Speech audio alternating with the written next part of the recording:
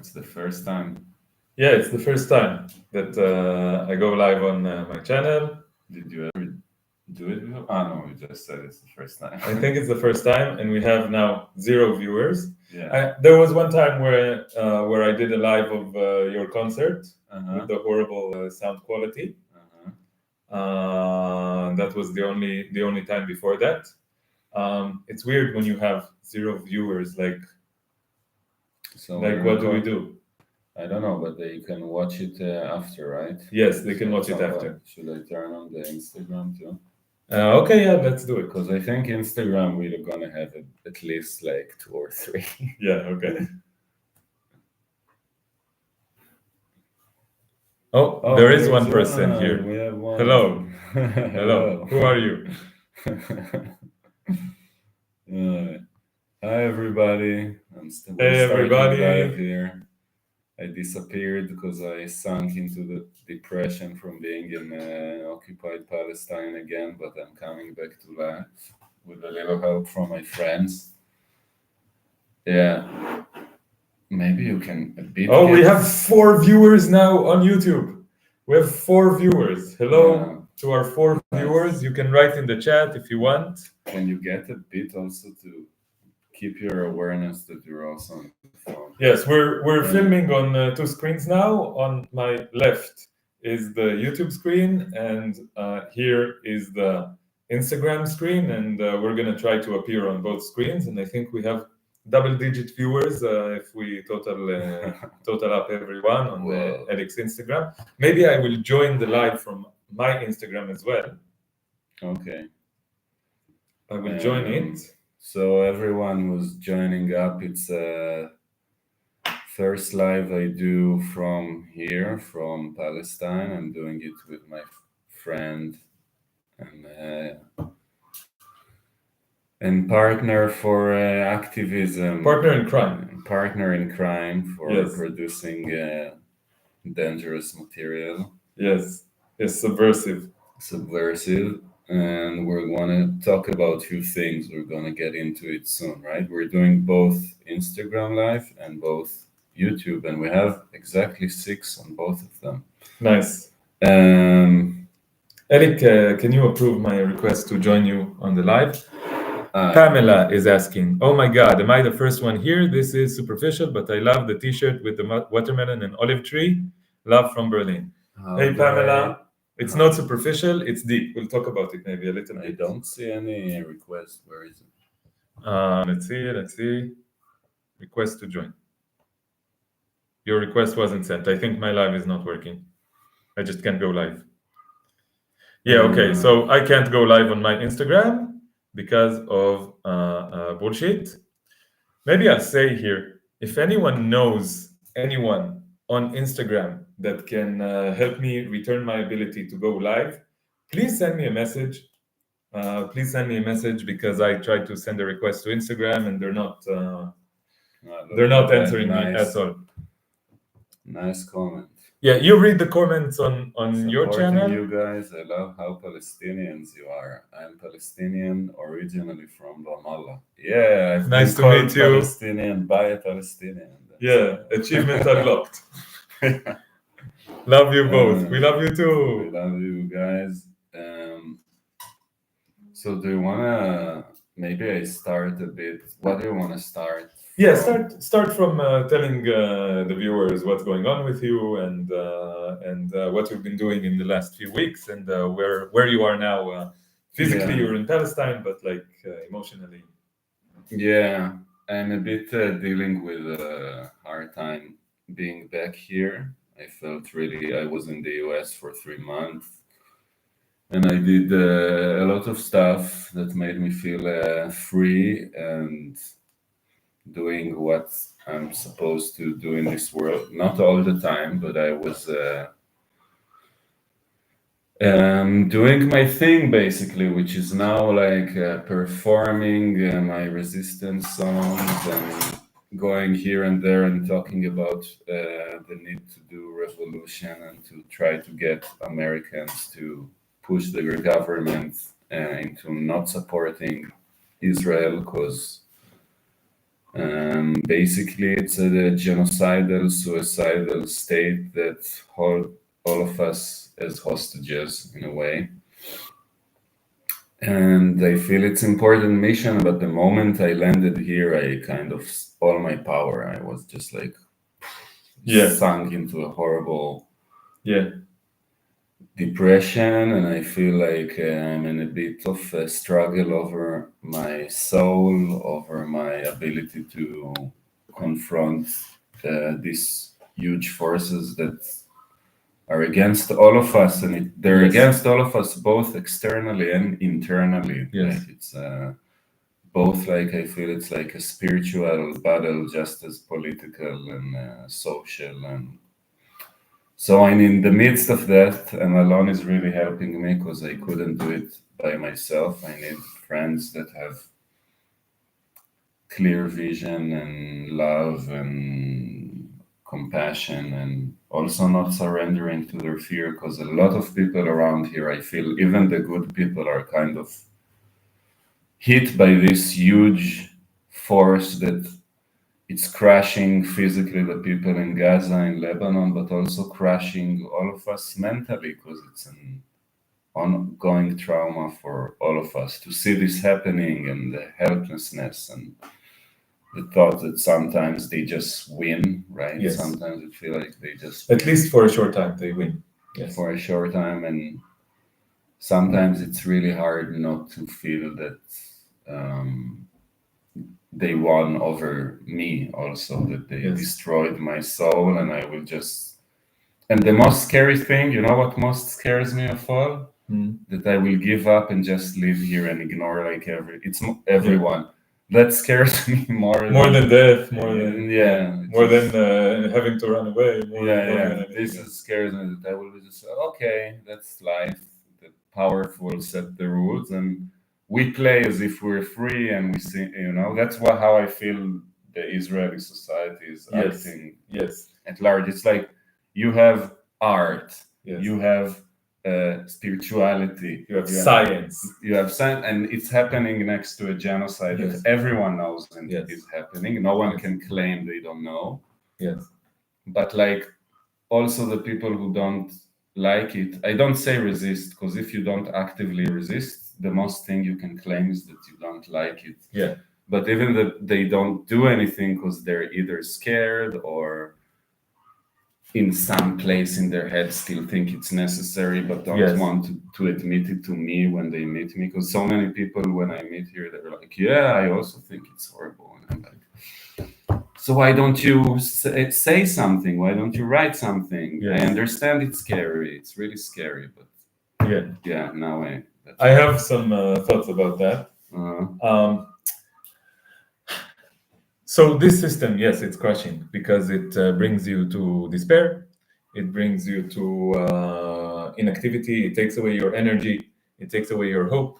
It takes away your freedom to do stuff, because you get a lot of resistance. Once you, the moment you say the truth, you get a lot of resistance. And I feel like this system, it crushes us all, okay? And there's this thing that... So this is why I talk about solidarity a lot, because I feel like the more of us resist this system, the easier it becomes for others to resist this system. It's kind of like we're in this kind of Holt of Ani, like the mud that you sink in, like a puddle of mud that you sink in, and we're all trying to like climb and take a small breath.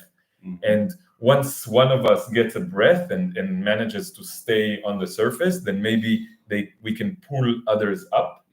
But if we sink, then by us sinking, we get panicked and we start pulling others down into the mud.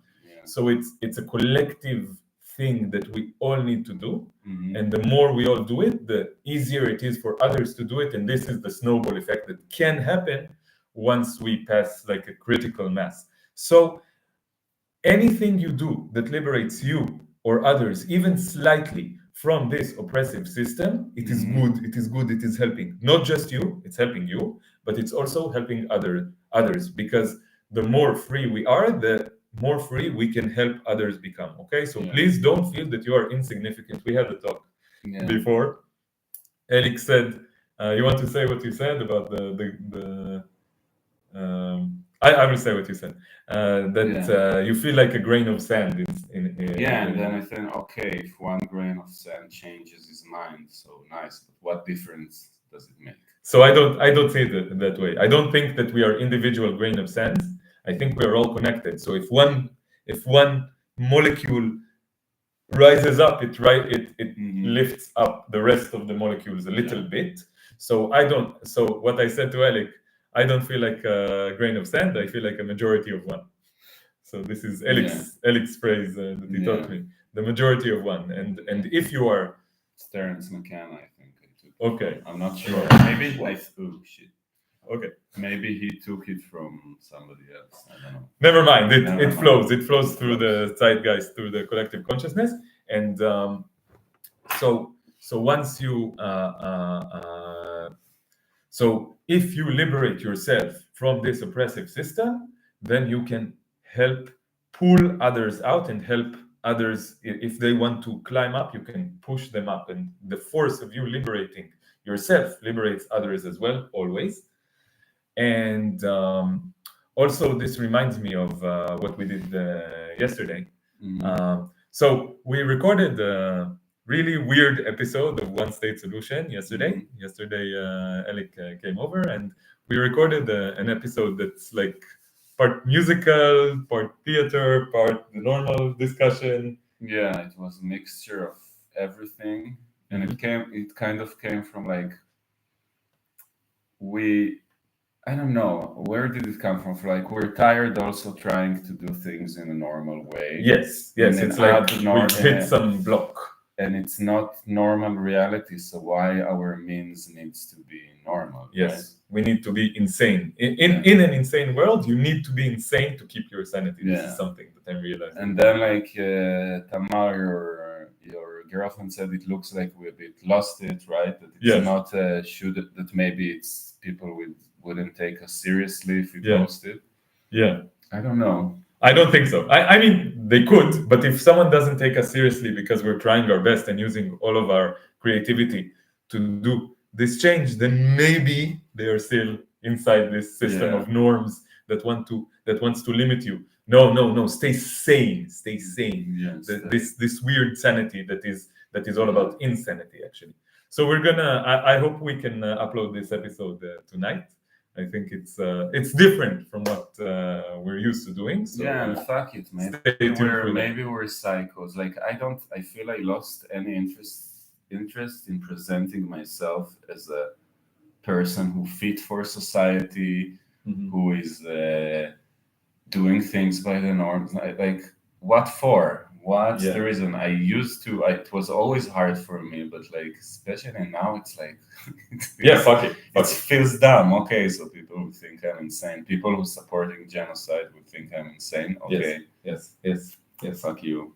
But also, if people who not supporting, like, I'm not doing it for trying to make people like me, and it's hard for me because I'm a person who used to be liked because I'm nice to everyone. Yeah. And it's always a constant. Because usually I love people that even if they, that's my. I like to see the best in people, even if when they're genocidal freaks, and even if they're eating animals. And I never told somebody I don't like you because you say something I don't like, or because I had this thing that humanity is a fucked up thing. Nice people believing horrible stuff. That was around me all the time. And it's okay to have this compassion in your heart to everybody, but at some point you need to also ask, am I compromising on my truth? Am I cooperating with the system because I'm compromising my truth? Yeah. So stay tuned for that. That's going to be interesting. Let's read some messages on the chat. I'll read some on YouTube, and then Alec will read some on Instagram. Glad to see you in the same room again. Yes, we're very glad to be together in the same room. Alex Energy is really helping me. What's up, brothers from the other side of the world? Solidarity with you. Solidarity back. We're talking about solidarity. I think this is one of the subjects today. Saludos from Mexico. Nice. Saludos de Palestina ocupada. I'm watching you guys from California. I'm a Christian Palestinian, originally from Jerusalem. Glad to see both of you together again. Palestine flag. Yeah. Glad to see you. Good to see you too. Rana, I was worried about you coming back to Israel, that they would give you a hard time. Well, now they're ignoring us, basically. Yeah, they didn't. I was afraid that they're going to stop me in the airport because I did this. What worried me, I did this concert in front of the Israeli embassy in DC, and I shouted on them in Hebrew, and the Mossad people that works them, they give me the look like they want to assassinate me. And I thought, like, if they want now to find who I am through Instagram, they can. And I thought maybe, but I guess they know that I'm not a big threat yet. I don't have enough followers. Yeah. We're not an immediate threat. There's a lot of they locked this. Did you hear what they did to this Gray Zone journalist? Did you hear about it? I heard a little bit, but maybe they just locked him here. They took his passport, they took his phone, they took his wallet, and they tried to accuse him of like doing stuff again. And he just did the most basic journalism. Wow. Yeah, and they have no evidence to show that he did anything, and they just so they can do stuff, but I guess I'm not big enough. There's a line with like Jewish Israelis that they will not cross yet. We are trying to take advantage of this privilege that they're not gonna cross this line with Jewish Israelis. I think in the immediate future, but things can change.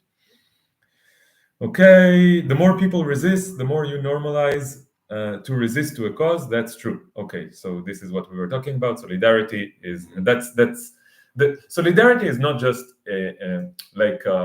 like a phrase. It's not just a term. It's not something that's just in the mind. It's something that actually happens in reality, and resistance and solidarity go together. This is what we've been talking about. Yeah. Watching in New Jersey, my son and husband are Palestinians. This is the solidarity is first and foremost with Palestinians. This is the most important thing for us right now. Okay, watching from Portugal. People are excited. Much love and support to Palestinians, Israelis, and Jewish people that want liberation, justice, and peace for the Palestinian people. Thank you. Yeah, thank you very much. Let's see if there is something.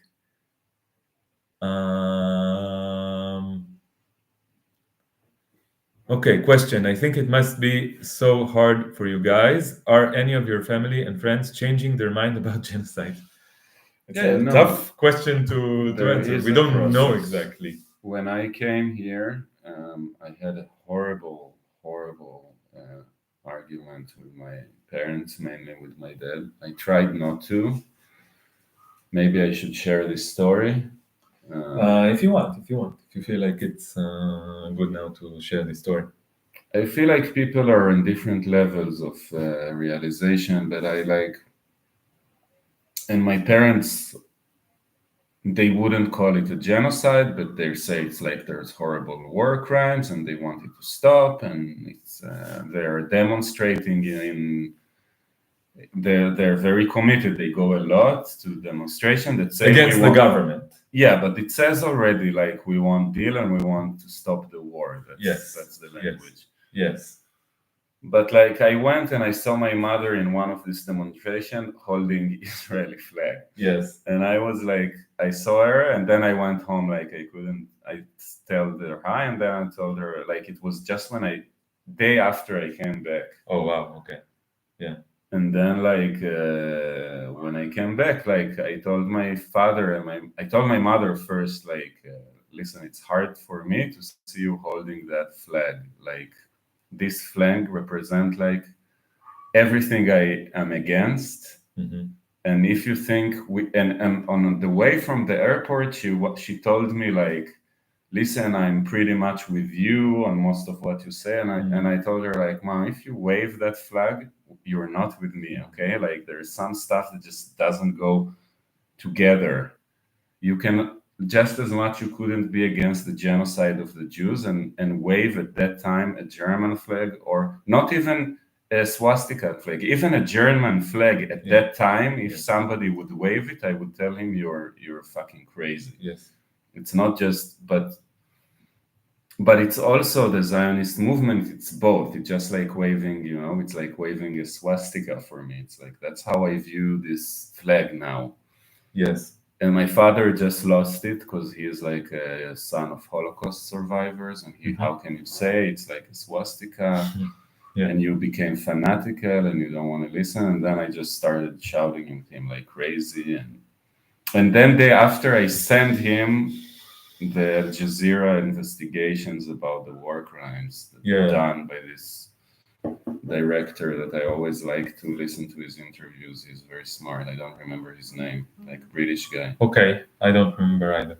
Yeah, but my father saw it and he told me morning after, I understand why you got crazy, and like I don't see these images on daily basis. So there is something happening, not fast enough. I don't put my hopes that this will bring the change, but something happening. Yes. I also feel something happening in just the way. Let me try to organize this a little better. I feel like this could be better. Now I'm a bit out of the computer, but what can we do? Hold on. No, it's not working. It's not? What if it's like this? I didn't check out questions like from this? Insta also. Yeah, we'll do everything. Wow, but 43 people, it's a lot for I didn't think people are going to listening to YouTube lives when it's live. Yeah, they do it. Nice. Here's 43 people. And on Instagram, 18 people. Okay, so we have a small community. We're talking. Yeah. Should I look for questions from here or? Yeah, just one last thing here on YouTube. Could you guys give Dan a nudge to make a new video? His historical breakdowns are amazing. I would love to see one that tracks the brutal history of Likud and how that has shaped Israel. Yeah, we can talk to Dan. We can tell him, please, the world needs you. Your superhero powers of historical research, of materialist approach to historical research. Please do it. We'll talk to him. We'll tell him that you asked. Yeah, we need everyone. We need historians, artists. Yes, it's a joint. Philosophers, carpenters, garbage people. Yeah. Everyone. We need everyone for the revolution because we need to build a new society with everyone. Okay. So now some comments from Instagram. Do other Israelis watch Gabor Mate and how they react to him? Probably none of them do. I don't think they watch. No, I don't think they do. He's like, he himself I think he's popular, but there are many people who really liked Gabor Mate before they knew he's so outspoken about Palestine. Yeah. And I think he lost many Israeli supporters. He used to have huge community here, or to healing, trauma. Yes. There's big community in Israel that like... there's spiritual community. Yeah, that that they use his tools and use his methods. So I'm sure it was... I'm sure for tiny few, he made them maybe wake up, but I think most of him, they just disappointed. Yes. Watching you guys on this live video is so uplifting and brings a sense of community. Thank you. Even though we're different parts of the world, there is a sense of closeness fighting for the same cause. Yes, that's true. That's true. I feel it as well. I also feel it. That's really nice. Do your parents actually listen to Al Jazeera? Mine just call it propaganda. My father sometimes listen to it, but he's yeah, I think like it's kind of loop because the moment there is some media channel that showing what's happening, they say that they are biased. Yes. So like you don't know how to. Yes, it's like circular logic that justifies itself. Yes. Yeah. Yes, and it's very hard to break that loop because even telling them how many people were killed in Gaza, now it's an argument. Now it's like, where are you getting these numbers? And the numbers are by Hamas and they're lying, and then it's like a whole new argument just about the simple facts of everything, and then you can't get to the real discussion. And I think this is the function of this kind of thing. It's to divert the discussion from what's actually going on to how do you know what's going on, who are your sources, what side are you on, instead of like actually discussing what's going on. I think that's the trick. Yeah, it's yeah, and it's very very hard to break the cycle. But I sent my father this Al Jazeera, and sometimes they agree to listen to something, and sometimes it breaks through. Sometimes. Wow. Yeah, more people having trouble with their families. Watching from Florida, grew up with a Zionist step parent, disillusionment and awakening being startling. What is startling? Scary, surprisingly scary. Yeah. I think the more you wake up to it, it's more scary because it's like, it's like, because you see how huge force it is. I don't know. Like in a way, and sometimes it feels to me like a paper tiger, and I feel like it just blows apart the moment you realize, and I feel empowered. And sometimes I feel, oh my God, they're so strong and powerful, and they will crush all of us. And I don't know. I move from. That's the thing, that it's both real and fake at the same time. It's fake. It's manufactured. Yeah, it's manufactured, and so it's fake in the sense that it's not like something that just exists as an objective truth. It was manufactured, but once it's manufactured, it exists in the minds of people. It controls the minds of people, and thus it guides their actions, and then it becomes real in reality because it's real actions of real people. But so we have to hold both these truths at the same time. Mm-hmm. Okay, so more comments on Instagram. Something interesting.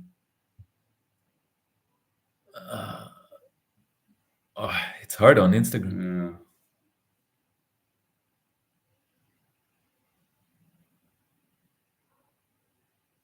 How many would most Israelis believe have been slaughtered in Gaza? I don't think that they have a number. The whole point is to not have the discussion of how many people were slaughtered in Gaza. You say a number. So there is the official number of over 40,000, like between almost 45,000, I think. That's the official number with like actual names, recorded names. And then there's like estimates, and the estimates range, I think, between 100 and 200,000, anywhere between 100 and 200,000. Just saying this number is like chilling. Yeah.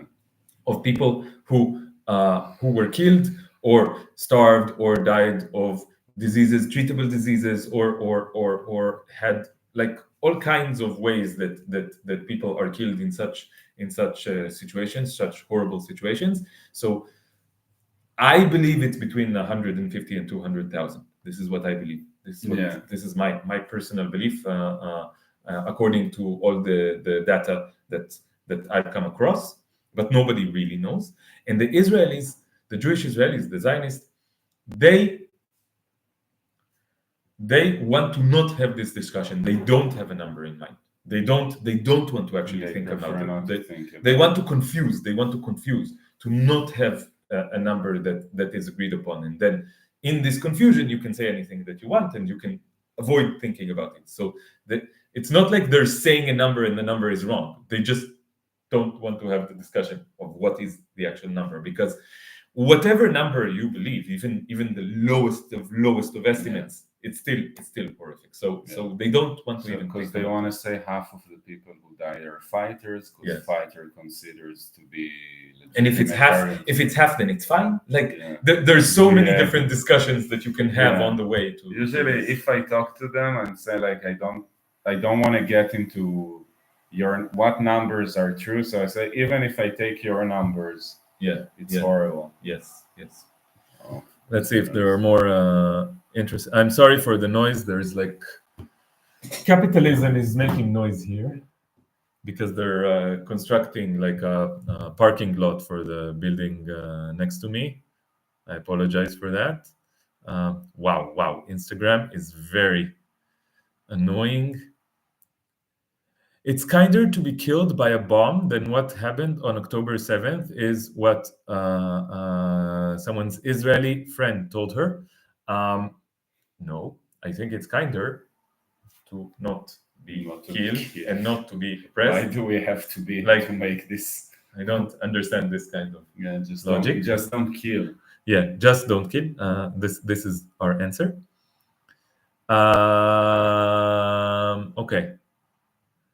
Okay, there's a lot of we want to get to the main subject, which is reading the interview, parts of the interview with Yuval Noah Harari, and analyzing it. And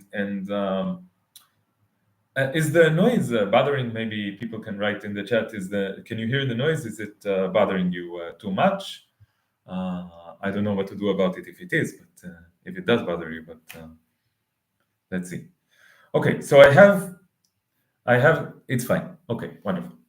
I have the article open here. It's on Ynet. This is like the biggest news website in Israel.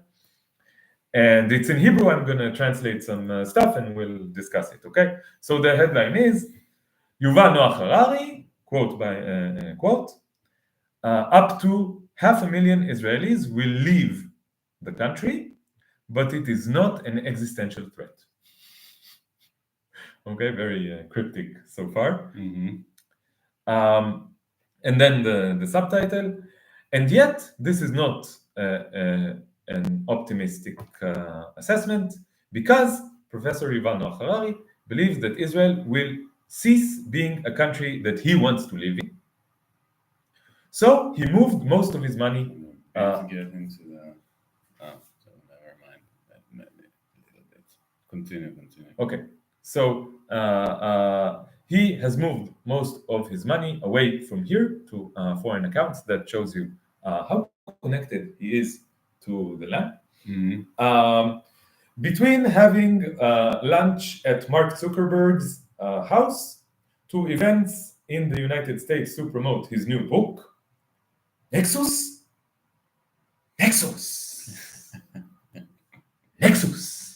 buy my book, Nexus, you will be smart, buy my book, that means you are smart, buy my book, so smart. The Israeli thinker, he's a thinker, the most influential Israeli thinker in the world, tells us why he is bored in conversations with the world's leaders. He is so smart that he is bored in conversation with the leaders of the world. How Israel might cause a third world war. Okay, that should be in the headline, maybe. Okay, interesting. What made him stop being afraid of death? My sister told me the same thing, that she is not afraid of death anymore. And I think it's cope. This is what I think. It's cope. And how, in spite of everything, this war will end in a historic victory. Mm-hmm. How from here we can get to just historic victory. It's so bunch of contradiction and one. It's like, I can't believe it. There might be a world war, but it's going to be a victory, and it's horrible, but it's not horrible. Like, what the fuck? We want to just say to people, we're reading Yuval Noah Harari interview,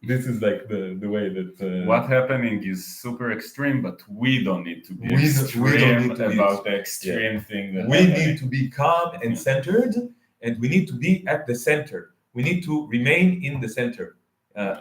In front of all the extreme things, we need to remain in the center, and the center is between those extreme people who are opposing and the extreme people who are supporting. So we need to be in the center and say, well, we can understand both sides, the side who kills and the side who doesn't kill. What's so annoying to me, because I'm doing a lot of meditation, and I can say honestly that I think without meditation I would be crushed. I wouldn't have courage to speak against the genocide. And it's annoying to me that people using this tool that's supposed to find a space in you that it's not about what people say about you. And then you can have more courage to fight evil because you're not so attached to the consequences of your action. And to me, the fact that that he cannot say clear things, it shows that his meditation doesn't work. Because if it works, you become less fearful, and you become less motivated by how much money will I make and what and you just want to say the truth, Yes. To me, that's good meditation.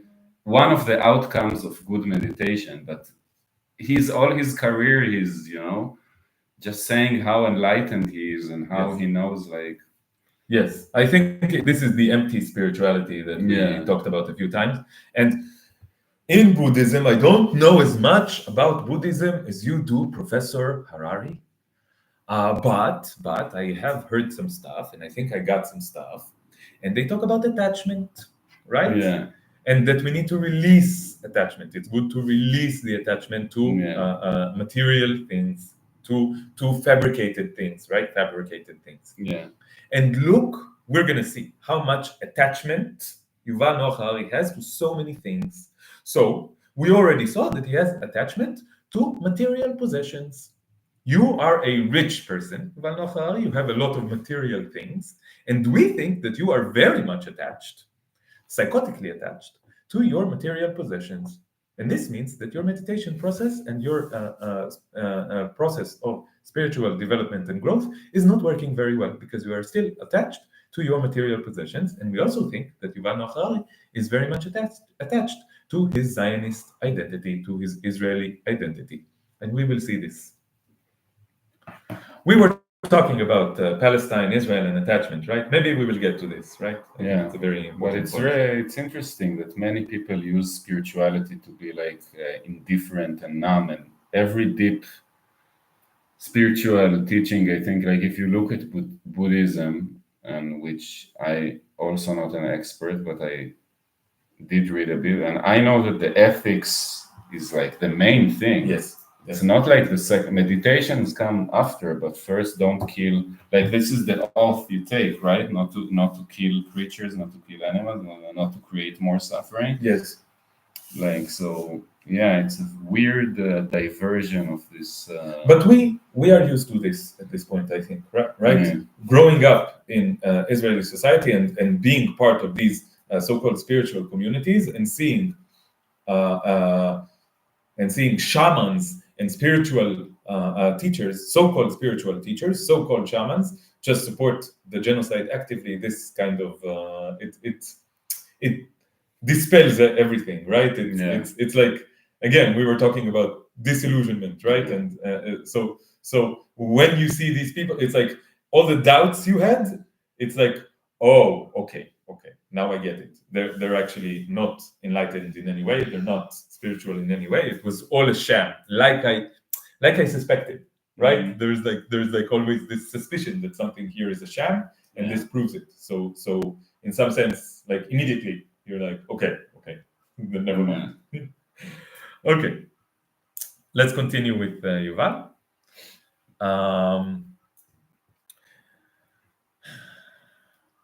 Okay, talking about his book. Okay, first question. Hi, Yuval. It's fun to see you again, even if we're just. This is an email interview.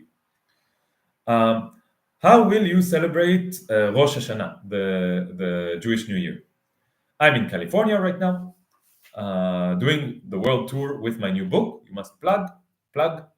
That's self-promotion. That's very important. Self-promotion. First thing is self-promotion. I will be in San Francisco for Rosh Hashanah. We had several. We had a lot of fears from this tour, about this tour, because of all the reports that we hear back in Israel about anti-Semitism and hatred of Israel. Anti-Semitism and hatred of Israel. Which of these did he have fears about? Unclear, right? Unclear at this point. Since I'm one of the most well-known Israeli authors, and I identified not just as an Israeli, but as a Zionist. This is the first time I heard him say identify. Just very directly. I identify as a Zionist. Yeah. I identify as a Zionist. Is this something that someone who is going through a spiritual process should say? I identify as a Zionist. Okay. We were worried that my events will become a focal point for anti-Israeli demonstrations. So hold on, Yuval. Anti-Israeli or anti-Semitic? Anti-Israeli or anti-Semitic? Still unclear. For now, we did not encounter anything like that. So the worries were unjustified. Okay? We were in many cities, and although there were poignant questions about the war, we generally felt sympathy, a huge sympathy to Israel, and we did not encounter any cases of anti-Semitism or hate. Anti-Semitism or hate. Elik, maybe you can turn off the... Okay. 1 second. Okay, wonderful. So now we will not have disturbances. Okay. So I already have something to say. He keeps saying anti-Semitism and hatred of Israel. Anti-Semitism and hatred of Israel. And it's the same thing, and he never, I'm going to spoil it for you, he's never going to say any of these things separately. Never in this article. Do you have any other thoughts for now? We just started.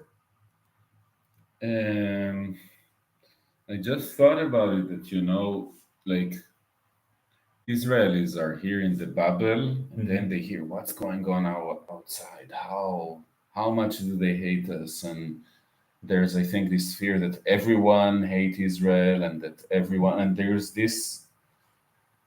the pro-Palestinian movement in America is like some kind of a demon that they, and this demon right here, this demon. Yeah, and they kind of try to. I feel like it's always this thing that on one hand they say that they're really strong, on another hand they make the opposition to them like so scary and big. And my experience from the US, he said like my event wasn't interrupted, and it's a shame, I'm sad to hear, and because actually the truth is that the pro-Palestinian movement is not big enough. Yes. And most of the people are numb. Most of the people, like, they view the pro-Palestinians, I think, they don't get it. And it is a growing movement, but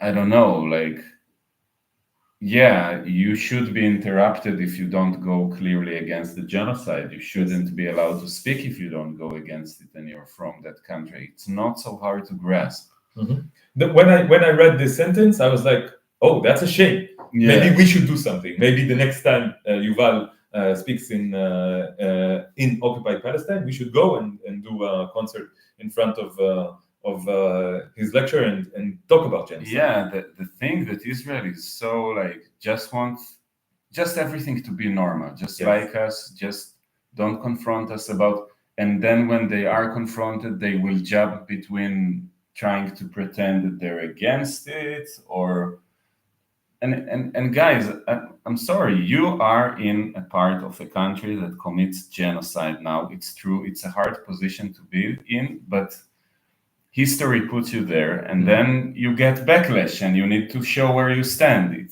And the moment you would show that, like, people think people hate Israelis because the Israelis. When people knew where I stand, okay, some people are so overloaded with hate, and I can even understand that at this point, that they don't even want to hear from anti-Zionist Israeli. But Yes. But most of the people were like, good for you. We know you're not your country, and because you show up very clearly where you stand, we are okay with you. Like, Yes. that's the overwhelming majority of the reaction. Yes. From Arabs, from Palestinians, from Americans, and some people want to know, okay, do you like, sometimes I felt like I have this test that I'm not like a normalizer or whatever. But it's harsh times. I understand that people want to know where. Yes, we also are afraid of people around us. When I speak with Israelis, the first thing that I want to know, which side are you on? Because it's very different. Because if you're on this side, I can talk to you. If you're on the other side, I'm sorry. It's just been my experience that I cannot have a rational and normal conversation with you. I cannot. So I need. And also, it's dangerous. It's dangerous if someone is on the other side. When push comes to shove, they will push and they will shove. Yeah. So I don't know if I want to interact too much with people who are on that side, because the people on that side are literally crazy and dangerous. Yeah.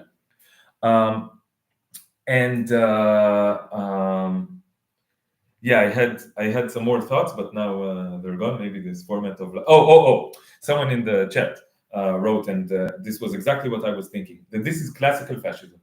Classical fascism uses one of the tools that fascism uses is this double message of we are both weak and powerful. Strong, yeah. And the enemy is both weak and powerful. They're weak and pathetic, but they are very dangerous and they want to destroy us, and they could destroy us. So be careful. It's like both at the same time. Yeah, and we are weak, we cannot do anything, but we are also powerful and we will have victory. Yeah. So you will see.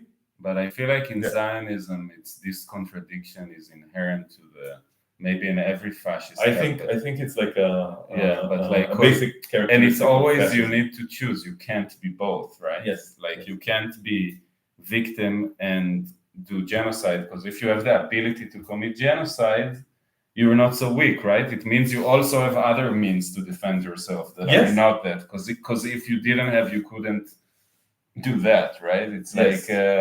And we were talking about the historical materialism. Someone asked if I was talking about historical materialism. I think yes, we were talking about historical materialism. Yeah.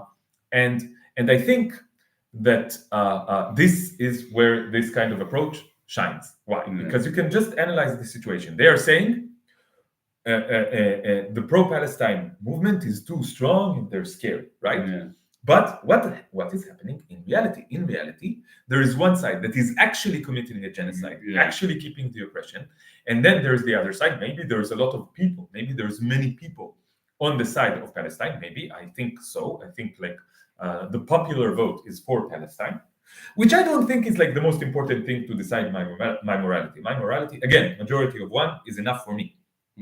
But I think the the pro-Palestine movement has a lot of popular support, but it does not have a lot of power. Why? Because we cannot stop the genocide. Even the most extreme expression of Zionism, the current genocide happening right now, hundreds of thousands of victims, we are unable to stop it in front of the powerful forces that we are up against. Okay, so this shows you who has the power. Just analyze reality, see who can achieve their goals and who cannot achieve their goals. It's very easy to see. So it's easy to see.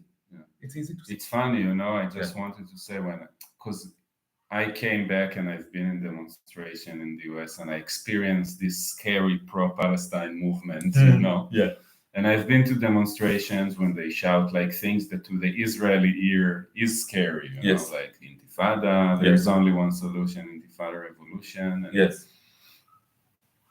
even though like what does intifada mean? Like you can even say what we're doing now. Like it's a way, it's a shake. It's to shake the. It's shake it off, shake Yeah. it off. That's what intifada means. The song, shake it off, shake it off, shake it off. But That's intifada.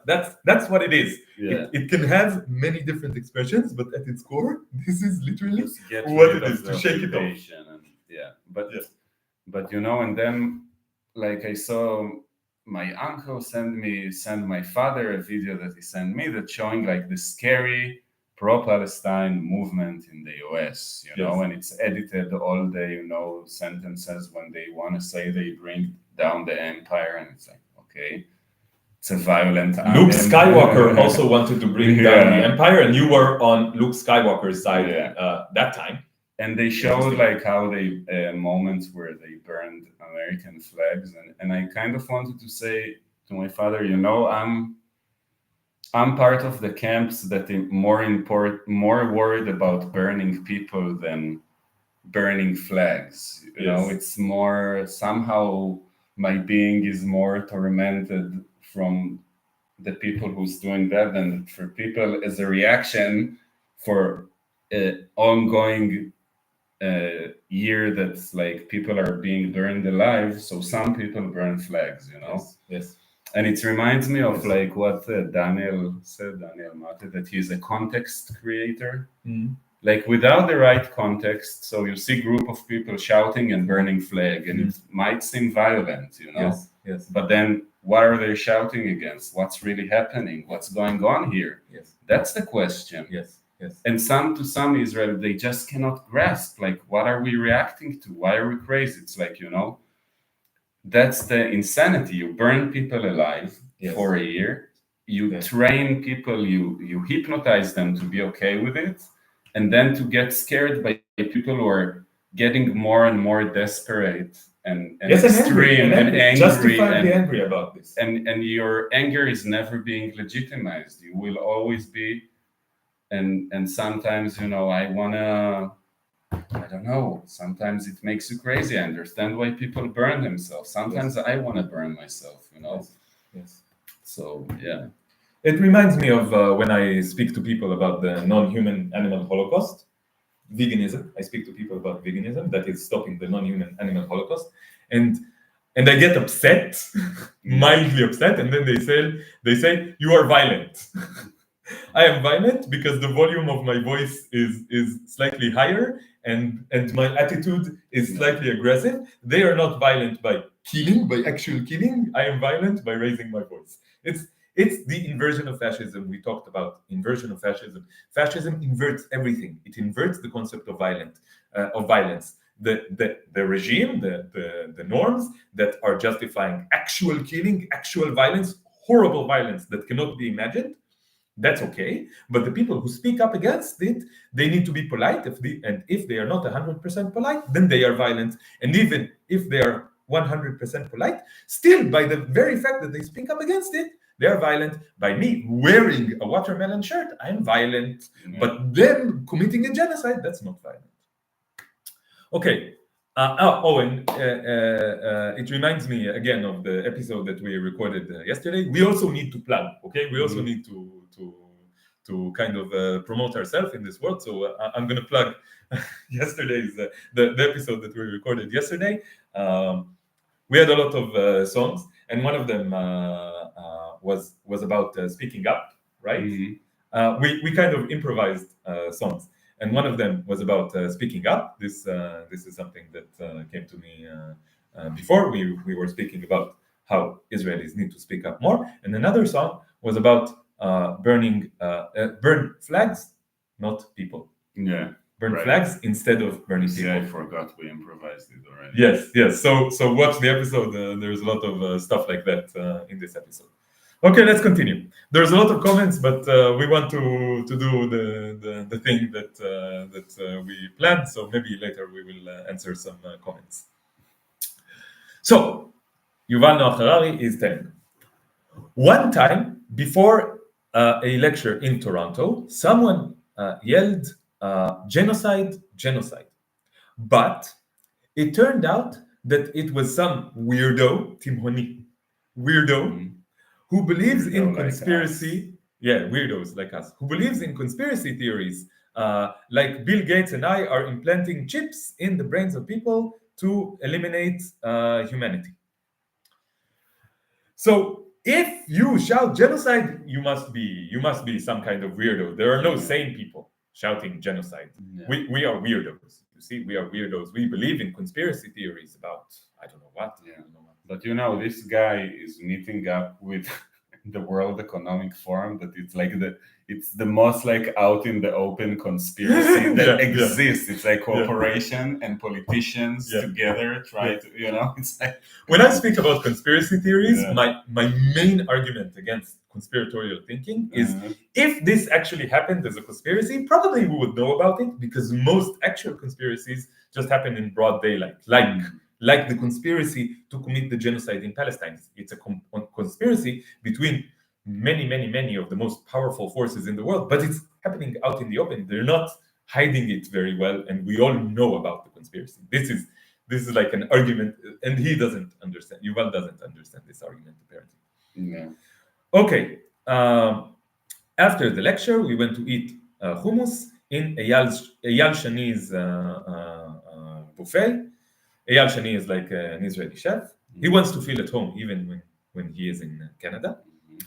And while we were basking in the sun of Canada, there were police sirens and hundreds of people with signs yelling approached us. We were sure that we were goners, and the anti-Semites are coming to besiege us in the restaurant. But when they came near us, we saw that it was just a protest for animal rights that went through the street. Wow, what a scary scene. So this is like the melodrama of Zionists, right? Everything is a melodrama. Everything is like a horror movie. Is scary anti-Semite is gonna jump on you. Yeah, it's like a monster, right? Yeah.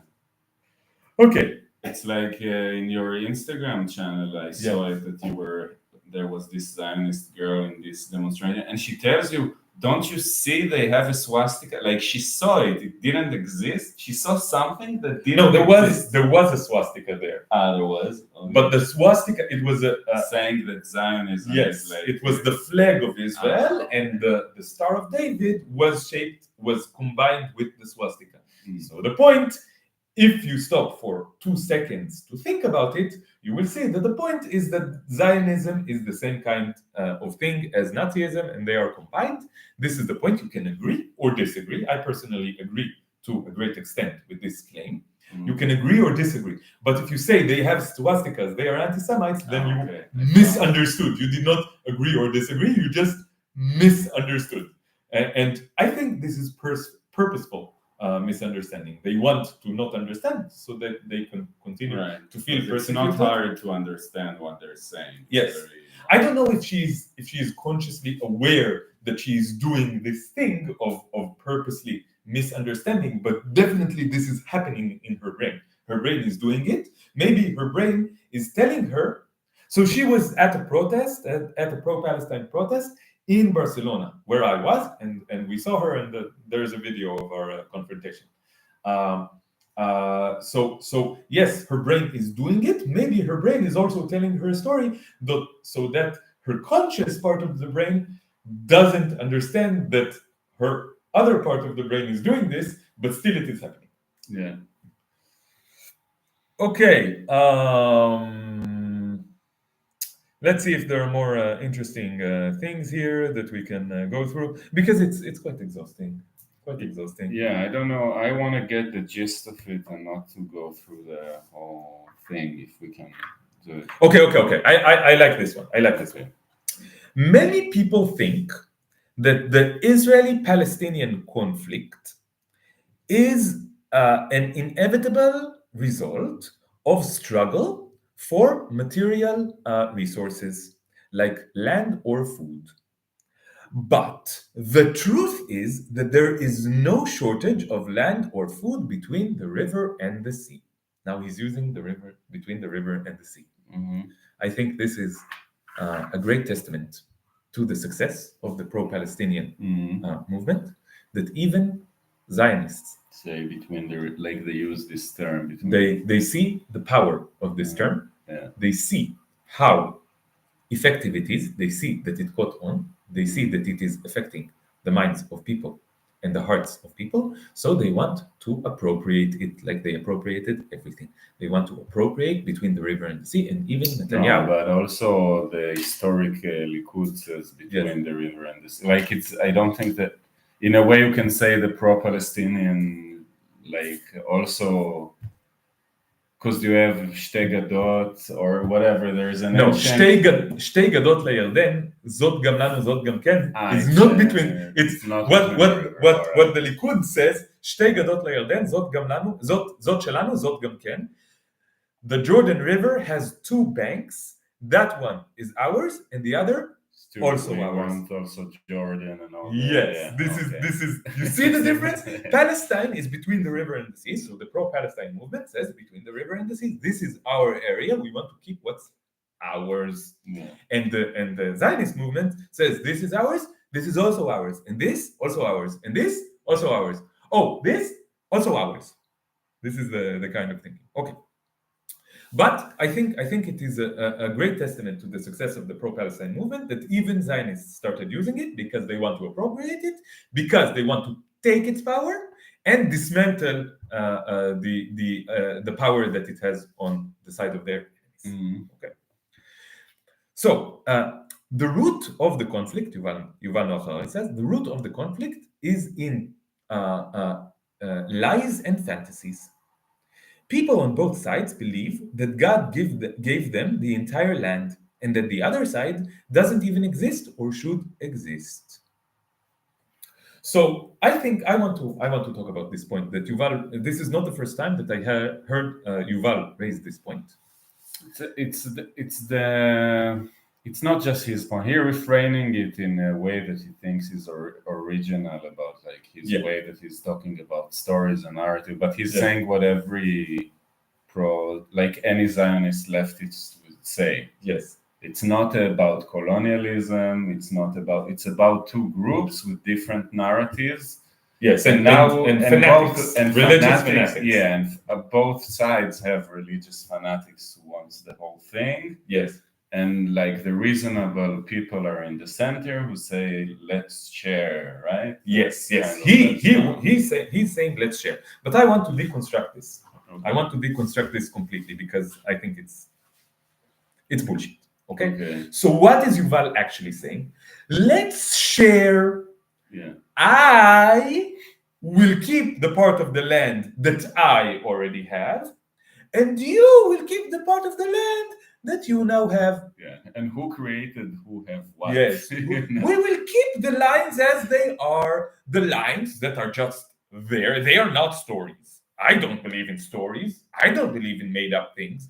I don't believe in things that don't exist in reality. I believe in borders. Borders exist in reality. Look at this map. This map has a line drawn on it, and this line exists in reality. Look, it's here on the map. No one created it. It just was there. So we will use these absolutely real lines to solve the problem. And the solution that I suggest, the two-state solution that I suggest, is that on my side of the line,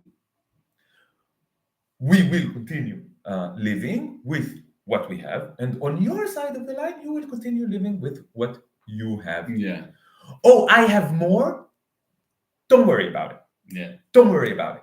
He wants to continue keeping all the things that he acquired at the expense of the Palestinians, and he wants the Palestinians to be happy with what they also have left. Yes. But there's two things ignored. Okay, so there's what you say, that's who created these lines, who created the situation that Palestinians get 22% in a places that half of them is like places that we push them into, we. I hated that I say we. The Zionists. Yeah, it's not we. I have nothing to do with this. I would never do it. And when I discovered that it happened, I want to correct it and make Yes. justice. But so there. But it's also ignoring the material reality on the ground, Exactly. that they don't give a shit about this line, and they created a situation that, like, if you would look now what's happening, the line doesn't even exist. So who believes in imaginary stories? Exactly. And he's saying this conflict is about imaginary thing. It's not about a struggle for resources, because there's enough. Because if we will look at what happened in the material reality, Yes. we would see that the Palestinians are in a process of erasure that is very, very, very consistent through, like, from the beginning of the Zionist movement till today. They have less and less and less and less, and this is what happens materially. Yes, exactly. And then he says, no, it's not about that. It's about stories that people make up. It's about myth. Yes. So he's saying this is the way that people like Yuval Noah Harari, and Yuval Noah Harari is like the grand master of this, lying without lying. Okay. Yeah. So he's saying the truth is that there is no shortage of land or food between the river and the sea. And you know what, Yuval? I agree. You're right. About that, you're right. I agree completely. There is no shortage of land or food between the river and the sea. This is the exact thing that we are basing our opinions on. Right. But what you conveniently forget, for some weird reason, I don't know why you conveniently forget this. You seem like an intelligent person with an active memory that knows how to remember things and to notice things. But for some reason, you forgot one key fact. And this is that the way that these resources, the land and the food, is distributed between different groups of people in this in the land between the river and the sea is not entirely equal. So you say there is enough. But the question is, how is this enough distributed between people? And when we see that one group of people takes from this enough, takes way more than they need, and way more than they deserve of this enough, and then they have more than enough, and then the other group takes from this enough or cannot take. So the group that took, they control the resources. They took, and they left some morsels for the other group, and now the other group, they don't have enough, and now they are starving. And you, Yuval, are lying because you say that there is enough, but you don't say that some don't have enough, and that the reason that some don't have enough is because you and your group took more than you need and more than you deserve. And the Zionist way of thinking is, as long as we can prove that they refuse to share, Yes. we can take infinite amount. We can practically erase them. Yes. As if that's even, it's again going to this, even if what they would say was true, it wouldn't justify. Like, Yes. How long can you push it? Okay, let's say the Palestinians refuse to.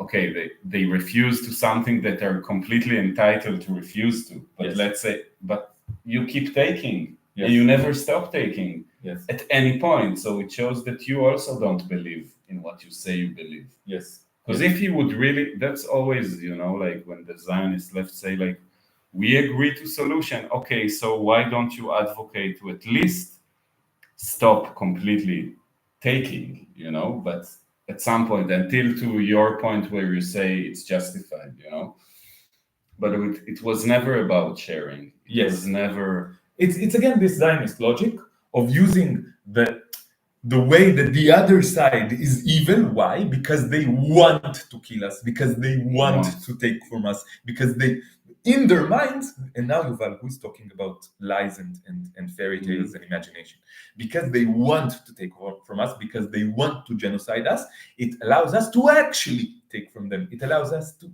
actually genocide. It again takes you to the burning flags versus burning people. It's again, they want to kill us, so because they want, we deserve to actually kill them. Yes. Like so this is look at how materialism, just in the sense of, let's look at actual reality and at actual material facts and the actual material conditions. What's actually happening. Yes, this is materialism. The approach of actually looking at what's actually happening. Very, very unique and but original. it makes me think, because I used to like Yuval Noah Harari's theory about the power of consciousness. Yes. And I think it's hard to think about it because what are we doing here? We are deconstructing narratives because narratives do have power, and people like him do have power to shape narrative, and we are fight. So I cannot say on like the narrative doesn't have power. Narratives are important, but but the narrative that I'm trying to promote is the narrative that says, okay, let's say what actually happened in reality. And he wants to promote a narrative that's saying like narrative exists in some, some bubble. And there are people. And the problem is that we have extremist narrative. No, the extremist narrative is the narrative that ignore that there is apartheid, that there is genocide. This is an extremist narrative. It's always more extremist to ignore what really happens. And when I recognize what's happening, then I can look about what stories people are saying about what happened. But let's first recognize what's really happening, and when I'm thinking about this is always my point against Zionism, and this is always what's being dismissed. Let's look at what system is in place, why there is a system of separate roads in the West Bank, and why there is apartheid regime, why is it really what's happening. And it's really hard sometimes because it's always being like, they always divert it to talk about narrative and not about what's happening.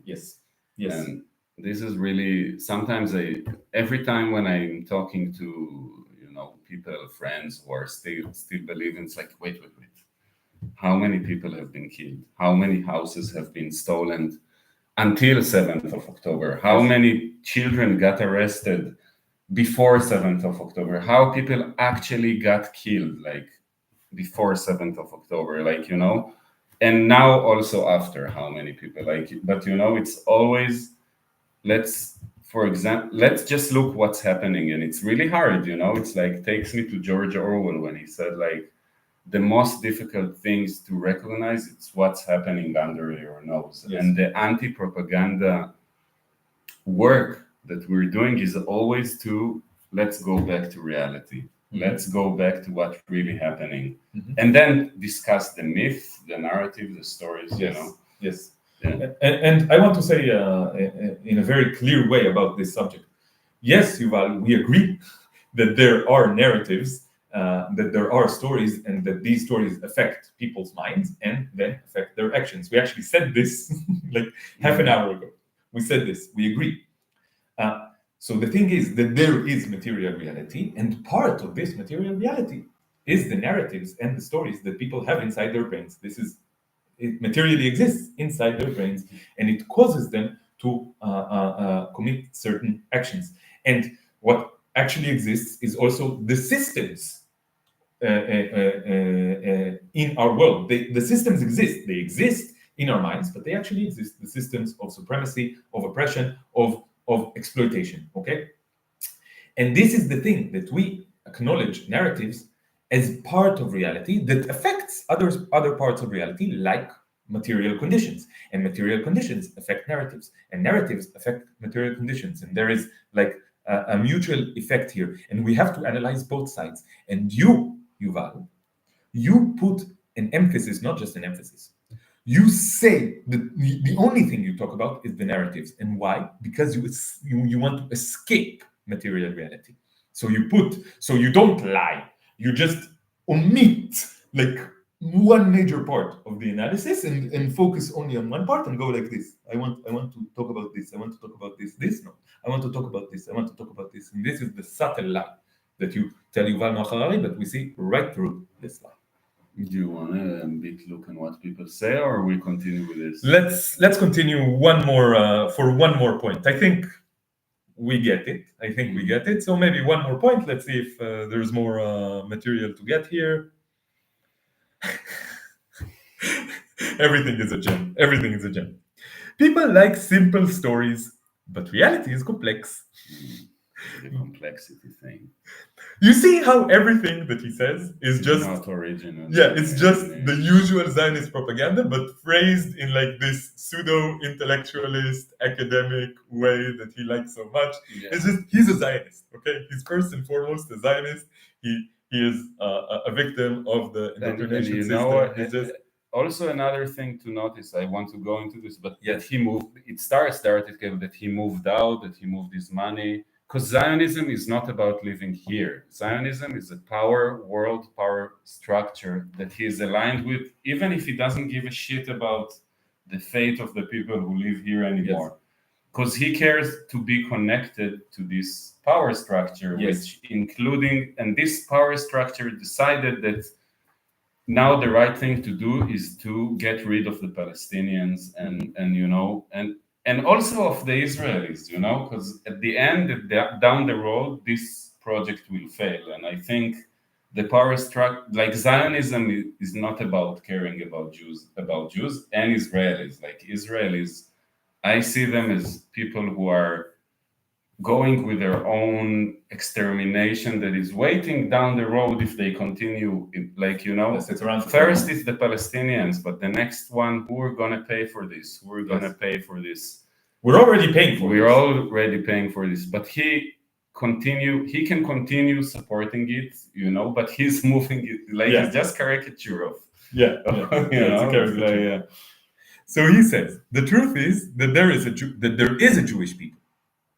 The truth is that there is a Jewish people. Mm-hmm. Weird. That's the truth. That's not a narrative. Yeah. That's not a story. That's not a myth. That there is a Jewish people. Yeah. We as anarchists, we think that all peoples are a story, are a narrative. This is one of our points. Yeah. But this is reality. Yeah. This is reality. The Jewish people has a right for self-definition. This is also not a narrative. This is not a narrative. Rights? No, that's not a narrative. Mm-hmm. And has a historical and cultural connection, a deep historical and cultural connection to this land. Simultaneously, there is also a Palestinian people who also has a right for self-definition and also has a deep historical, both-siding, a historical, cultural connection to this land. As long as we keep denying reality, we will continue fighting. Okay, so Yuval, using this, you agree with us, right? Mm-hmm. You agree with us, right, Yuval? Like the first thing that you told us when we met you in that nature shop in Tel Aviv, you told us, I agree with you. Okay? You agree with us that there are two groups of people living here. Both are connected to this land in some way.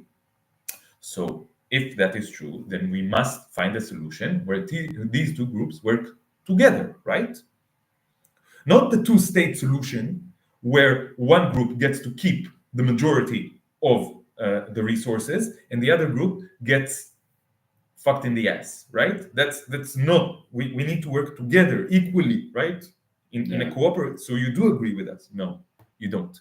Because when you say these things, you're just paying lip service. You're paying lip service to equality. To equality. But no, you don't really believe in equality. That's the thing. That's the way that you lie without lying. That's the way that you lie without lying. Because the two-state solution is like using the equality. It's also kind of talking about equality, right? Yes, but without actually demanding equality.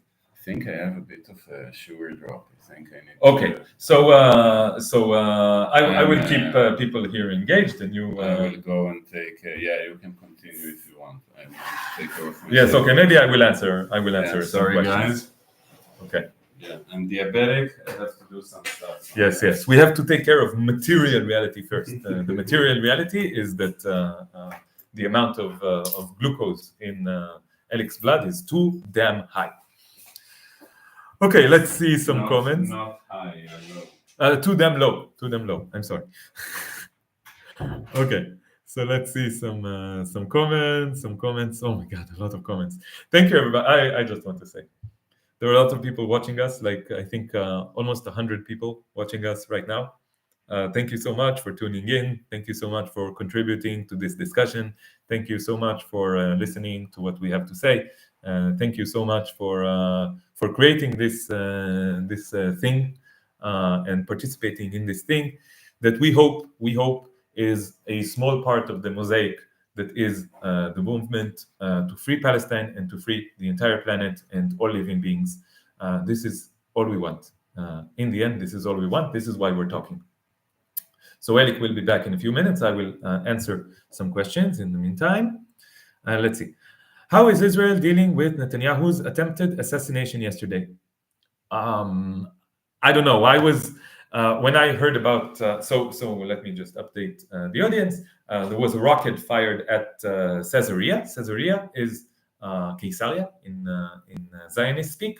That's where Netanyahu's house is. He has the prime minister house that's in Jerusalem, and then he has his personal estate, which is in Caesarea. That's where all the rich people live. Okay, so the prime minister of Israel lives where all the rich people in Israel live. I don't think that this is a coincidence. And what happened was that they shot a rocket at Caesarea, and it was apparently quite close to hitting this estate. And my reaction was so close, so close. They weren't there, but good attempt.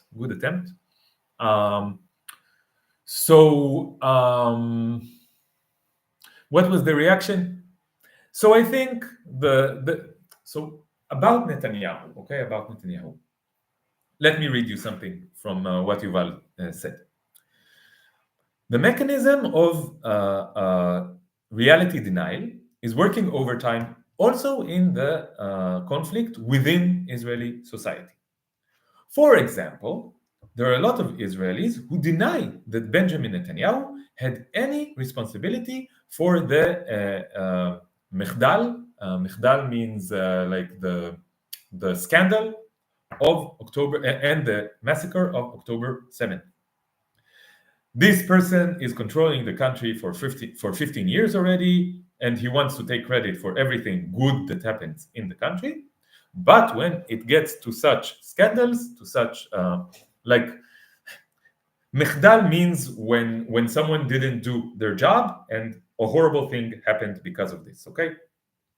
But when it comes to his own incompetence, no, he doesn't exist anymore.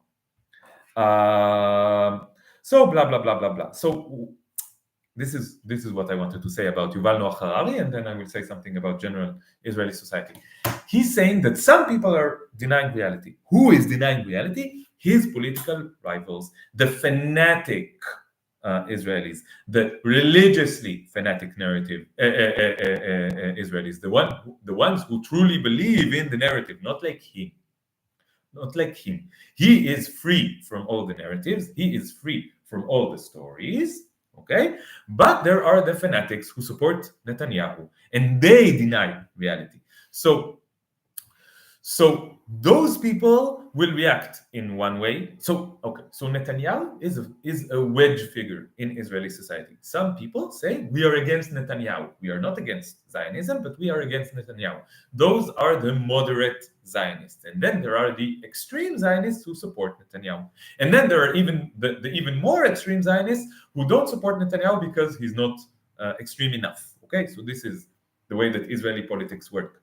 So I guess the reactions were different. I guess people who are against Netanyahu, they were like, yeah, it's good that they shot at him. And the ones that support Netanyahu, they were upset about this. But you know what? I don't know. I don't follow Israeli news so closely because it's all a bunch of propaganda, and I'm tired of watching Israelis and Zionists speak. It's quite exhausting. Okay, so let's see. I think the boys should cover Ethan Klein from H3H3. I don't know. I don't want to react. This is ironic because we're reacting to Yuval Noah Harari. I think Yuval Noah Harari represents something, and also I'm a little bit obsessed about this guy. He gets under my skin. But I don't think that we should react too much to what other people are doing. I think we should create something of our own. I think we should promote the ideas that we believe in and the ways of thinking that we want to employ. So I don't want to react to Ethan Klein. Bad Empanada, go to Bad Empanada's YouTube channel. He reacts quite well to the nonsense that Ethan Klein is speaking and to the way that he supports Zionist propaganda. Ethan may have lost it. Okay, interesting. On the 7th of October and following, like in the week or two or month or two after the 7th of October, I started feeling like everyone around me is losing it. Okay? And then the question that I kept asking myself was, did they actually lose something after the 7th of October? Or was it just exposed that they never had it to begin with? Did they not even have anything to lose? They just, their actual psyche was exposed. Alec is back with glucose in his bloodstream. Yeah. How much reality is a material thing, huh? Yeah. I just don't have amount of some molecule in my blood, like everything collapses immediately. Yes, all the stories are now meaningless. Yeah, I'm a very spiritual person, but sometimes it strikes me how matter determines everything in this life. Yes. So someone said that Ethan Klein, he's like a Zionist YouTube personality, may have lost it. And I was talking about how, to me, it's an open question. Mm-hmm. Did the Zionists lose it after 7th of October, or was there nothing to lose? Did it just get exposed how crazy they were to begin with? Mm-hmm. And maybe you can discuss this question with our audience when I take care of the material reality of me needing to pee. Okay? So the question is, did people lose, like the Zionists lose it on 7th of October? Yes. Did they lose it, or was it just exposed? So you can go more to the center to speak. Answer some more questions, maybe. Yeah, and I have both in Instagram and in the YouTube. All right. Okay. Yes. It's a lot of things to respond to. But this question, did Zionists lose it on 7th of October? I think it's like yes and no, because it's a complex question, because I think in a way history put us on junctions that then we have to choose. And I think 7th of October and the reaction and I think 7th of October is also marks the beginning of the genocide in Gaza that expanded to Lebanon, because I don't know if what happens in Lebanon is genocide, because but it has a genocidal component to it in the disregard to human life. But the Lebanese people are not in the same situation the people are in Gaza in, but it exposed something that was there before, but it also put many people on junction that they had to re-examine their past beliefs. And that's what happened to me, because you could argue, I could say that all the people who just lived in Israel before and didn't fight the occupation, didn't fight the apartheid, were the Zionists also, right? Like I was also, like not so long ago, I didn't actively fight the oppression of the deep oppression. One of the most, like there is many, oppression is a large word, but I think if the word oppressions mean anything, you need to examine what the Palestinian people are going through under the Israeli occupation and apartheid to understand what oppression is. You can examine that case. And I think many people were on a junction that they say, okay, Zionism now demands of me more, because Zionism always demands more. It demands that you accept the apartheid, you need to justify the crimes of the history also, like the Nakba and what happens, and now in the 7th of October, what the Zionism demanded of its followers is to agree to a genocide. And the moment you don't agree to the genocide in Gaza, and you also agreeing to call it what it is, so you also have to drop Zionism as a whole, because the people who are, and that's how Zionism work. Like the moment you don't agree to the current atrocity, you also need to disregard all the past atrocities. So people who were standing on this junction that history put us and say, okay, I don't like it, I want to go. So they also had to reject their path, to re-examine how they've been so far, and I'm doing it. And yeah, I'm say truly and honestly, I'm guilty. I'm guilty of supporting it so far, but I did the self-examination that is required and say, okay, I oppose what's going on in the current genocide, but I also opposed what also happened in the past. So I think people didn't lose it. They just need to understand if they double down their Zionism or reject it completely. And there is no comfortable place to have, except like people try to find some middle ground that is comfortable, but this middle ground does not exist. So you have to choose. And I made my choice, and that's why I'm opposing like the genocide in Gaza, but I also opposing everything that happened before. Like you cannot, if you really think about it. So yeah, this is my comment. I think you got it. You came in the end. Yeah. I get what you're talking. I think yeah. Maybe that's a very good way to say it.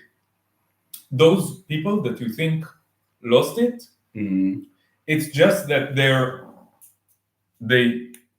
on one side of the equation, and what is happening is pushing them. Like you cannot stay on this side of the equation and still say after 7th of October and during this genocide, you can't be on the Zionist side and continue saying the bullshit that you said before, like, yeah, we want peace, we want peace, we want peace. Yeah.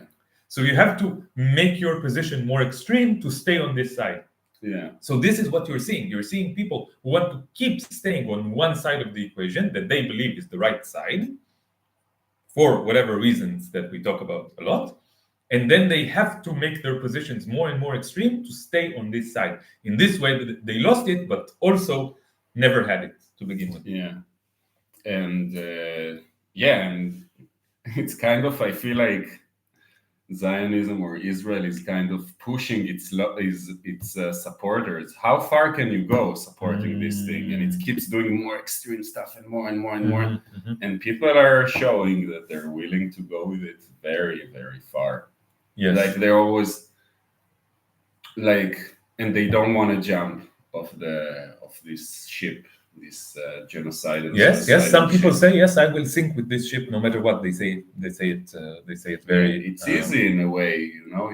You go that it's hard, but it's easy because like you don't have to confront yourself. So and people are willing to die and not confront their belief system. So yes, this is a very sad, tragic truth. Let's see if there are more interesting comments and questions on YouTube, and then we'll do some from Instagram as well. I will check here. Sorry, guys, that I didn't pick some interesting stuff because we can't answer everything. It's going to take us hours. So just things that make you think of an interesting point. How are anti-Zionist comrades striking about the death of Sinwar? The circumstances of how he was. It's from Michael. Michael, I didn't talk to him. Yeah. Hi, how's it going? Yeah.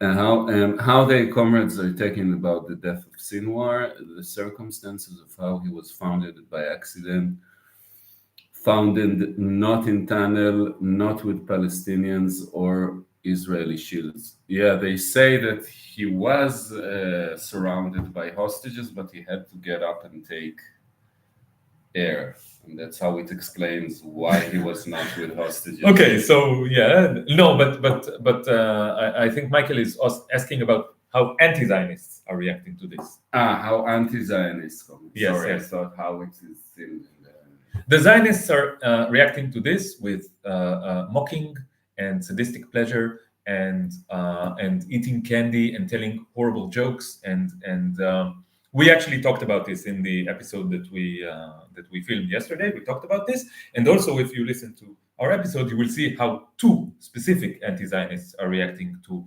the assassination of Sinwar. But you want to say a few things as well, Elik, while I'm looking for other comments here? I don't know. I think it's his death kind of shredded all the saying that he was surrounded with hostages, that he kind of died like a fighter among fighters, right? Yes. This is the impression that I got as well. Yeah, and it's kind of interesting to see that all of these stories. Yeah, my take, I don't know. Like, I feel that it just shows you that, it's not so significant for, I don't think it's there is no victory in that. Like, they think the thought that you can take a specific character in the Palestinian struggle and think that they know it's a lie, that it's about Hamas, or it's nothing about that. So, it doesn't matter if you take some person, or even if they will take down all the fighters, it's not gonna. Yeah, the idea, the thing that there is a group of people here who were wronged and who are suffering from oppression and whose resources have been taken away from, whose personhood have been taken away from them, their history has been taken away from, everything has been. This is a reality that you cannot beat by killing one person. I'm sorry, Yeah. it's just not the way to do it. You cannot beat it by killing thousands. You cannot beat it at all, all. Okay, so I found one thing that I want to react to. Ali is saying, never imagined as a Lebanese to be willing to meet Israelis. Thanks for spreading the message. So yeah, I'm very proud that Lebanese people want to meet me, that Palestinian people want to have a conversation with me. I feel like this is a good sign that I'm a good ally to this struggle, and this is one of the ways that I use as a barometer for am I doing the right things, and the feeling is mutual, Ali. We really want to come visit Beirut. We want to come meet you in Lebanon. We want you to come meet us in Palestine. We want the Levant to be free. A free Palestine is also a free Levant. It's a Levant that is without. We want the entire world to be without borders, but we want to start locally. Okay, start locally, think globally. Okay, so we want the Levant to be without borders. We want it to be possible. So Lebanon and Beirut is a 3-hour drive away from here. I want to be able to take a bus, not my car. I want to sell my car. I want the entire Levant to be connected by buses and high speed rails and the things that help us meet each other easily and quickly. And I want to be able to go to Beirut. If we use high speed rails, it could be an hour to Beirut. It could be an hour to Amman in Jordan. It could be an hour or 2 hours to Cairo. We can have a Middle East where everything is connected and people work together and meet each other and are friends, and we can go on vacation to Beirut and to Damascus, where my grandmother was born. We want this. We want freedom. We want true freedom. True freedom, where everyone can do all the things that they really want to do, and a freedom where we are free to live together. Yes, this is what we want. So Ali, we hope with you. We are with you. Thank you for and together we will bring this. This I believe. Okay, so I have a suggestion, because We were talking about doing another part of this live session while walking in nature. There's like Yeah, I really need nice to take a nature. break a bit also. Okay, So okay. maybe, what do you think? So we will take a break for now, and then we will go down to the valley that's next to my apartment. We will do a walk in the valley, and we will show you Palestine, the nature of Palestine. This has not been tainted by Israel too much yet, so we can walk around and enjoy the air. And we will do it from Elik's Instagram channel because I can't take my computer with me and I'm not connected. Never mind.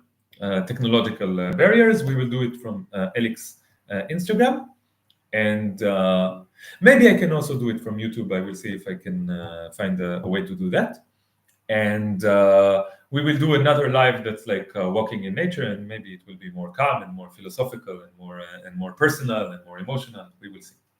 Okay, so Elik, you want to say some last stuff before we close up this part of the live session? It's good to be here to talk, to Yes. express my mind. The only time when I feel like sane and that I gain back my personality, my morality, my life, is Yes. when I speak out about this. And yeah, so let's keep all the people who are doing it. I feel like sometimes I feel like talking is so okay, so I talk whatever he does, but at least that. I feel like it's important. I feel like because this situation was created by like again, I agree with Yuval that the narratives are supporting this situation. So we must deconstruct the narratives that are justifying this situation so that we can go back to reality and fix actual reality. I think it's a very critical part of this process.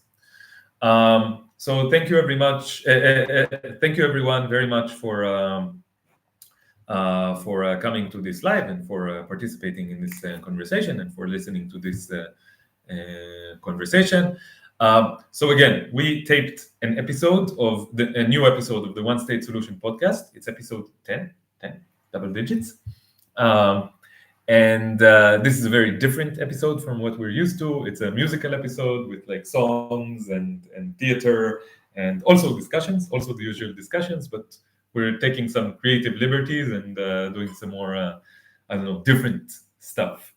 So this will be up hopefully tonight, maybe tomorrow, depends on how long it takes us to edit it.